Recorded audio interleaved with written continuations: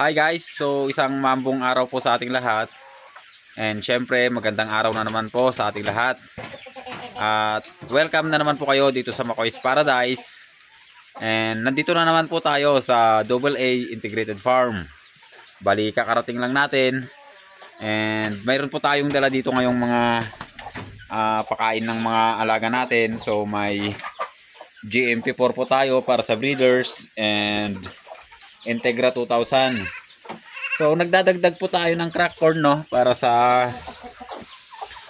pakain natin dahil nga sa sobrang lamig pa rin ng panahon at kailangan po nila yan para uminit yung kanilang pangangatawan. So nag-start na nga po tayo, no, na magparami ng ating mga alaga. So mapapato, manok, syempre yung kambing natin, so ganun din.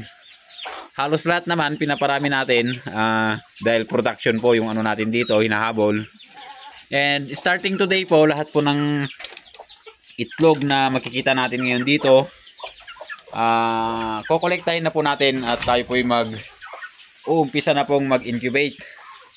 So yung mga itlog dito nung nakaraan ay kinuha ko and hindi muna natin i-incubate yon dahil lagpas na po sa sa isang linggo, so ulamin na lang natin. So wala pa namang itlog. Dito sa kabila, naglilimlim na to. Kaya lang sobrang dami ng itlog. So babawasan ko sana, kaya lang ikakandling ko na lang para yung mga walang similya, yun yung tatanggalin natin. So hindi pa pwedeng ikandling ngayon, no, kasi bago pa lang. And hindi ko rin pwedeng ihalo dito dahil ilang araw po yung pagitan nila. So halos isang linggo mahigit. So ito ine-expect natin na mag-hatch baka sa susunod na linggo or ilang araw pa mula sa ngayon. So ito yung mga alaga natin. So ilang araw din tayo hindi nakakapag-video ulit, no. Actually may dalawang video tayo na sinubukang i-upload, kaya lang ang problema na naman ay nag-ano na naman siya, yung yellow na naman yung niya.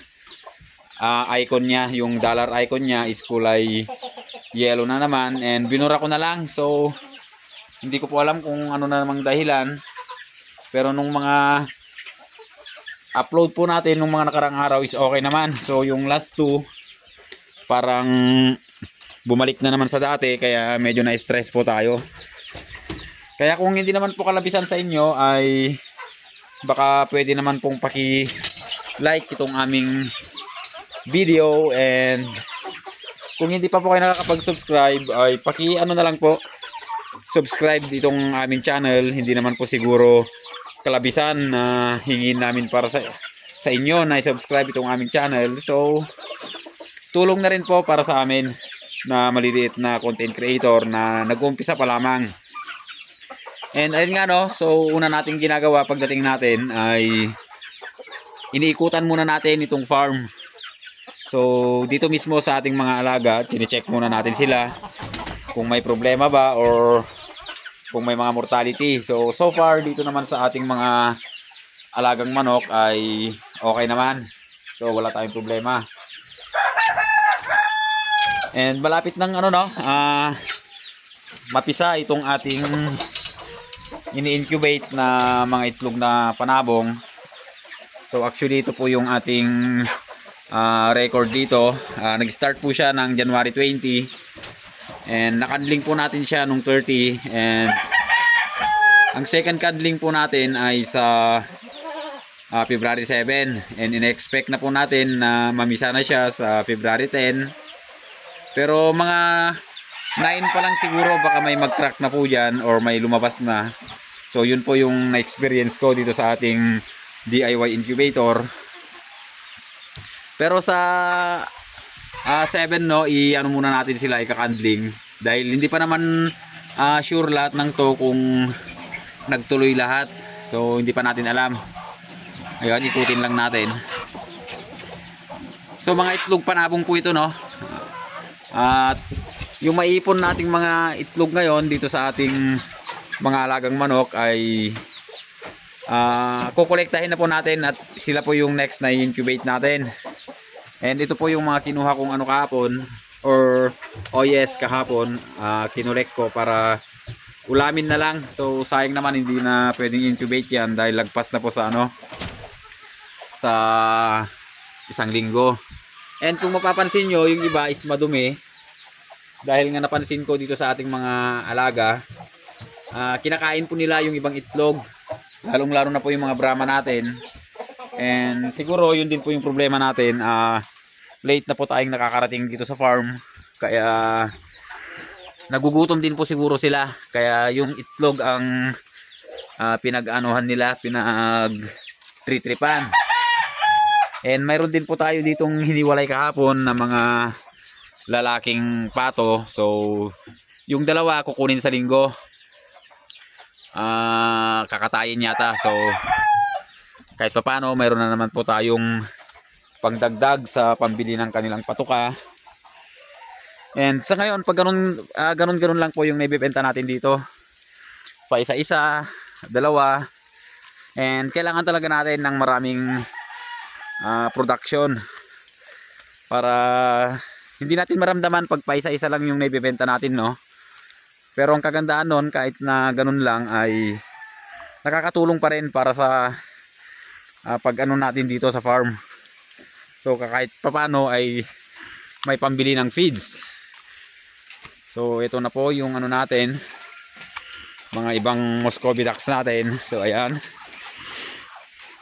and may huwagang lock. So ito po yung ating mga alaga, ubos na naman yung kanilang tubig. So ilang piraso na lang to, bali 16 ano na lang to, no, 16 heads dahil ngayong tatlo hiniwalay natin. And dito obserbahan natin kung sino yung mga lalaki at i-out ko na rin. And gusto ko talagang ano, magkaroon ng sariling pabahay itong maliliit dahil gusto kong pakainin ng mga breeder, pang breeder itong ating mga ano, pellets, breeder pellets itong ating mga alagang Muscovy ducks. So ayun, so far so good. Wala naman po tayong nakitang hindi maganda ngayon dito sa ating mga alaga. Ayos naman sila lahat, bukod lang dito sa ating area na makalat pa. And Martes na, Wednesday na ngayon, hindi pa tayo nakakapag-umpisa dito sa ating gagawing ano, pabakod. So kitang-kita po yung ano niya, no, yung pagkatabingi ng ating pabahay dahil yung bagsak po ng tubig is sobrang layo dito sa ano, distance niya. Pwede po nating istakan to ng kahoy na ano, panggatong. Magbababa na lang tayo pagka ano na yung kailangan natin. So lahat po ng kinahoy natin dyan, i-stack muna natin dito dahil hindi naman pala mababasa. So bukod lang pag dito galing yung ano, yung ulan, pag ganito ang hangin, so mababasa siya. So okay lang yan. And dito nakapaglinis tayo kahapon, kahit konti lang.